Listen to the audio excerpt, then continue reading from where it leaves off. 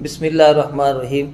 حضرت اسماء رضی اللہ تعالیٰ عنہ ایک صحابیہ ہیں، انہوں نے ایک حدیث بیان کی۔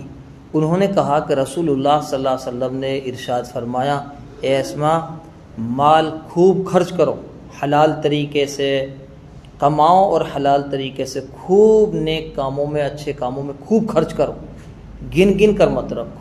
اگر تم گن گن کر مال رکھو گی تو اللہ تعالیٰ بھی تم کو اوپر سے گن گن کر دیں گے، اور روک کر مت رکھو۔ اگر تم مال کو روک کر رکھو گے تو اللہ تعالیٰ بھی تم سے مال کو روک لیں گے، اور پھر جب اللہ تم کو گن گن کر دیں گے تو پھر سمجھو کہ تمہارے مال میں برکت نہیں ہوگی، تمہارے مال میں برکت نہیں ہوگی۔ اس لیے خوب حق حلال طریقے سے کماؤ اور خوب خرچ کرو، نیک کاموں، غلط کاموں میں نہیں، حرام کاموں میں نہیں، خوب خرچ کرو۔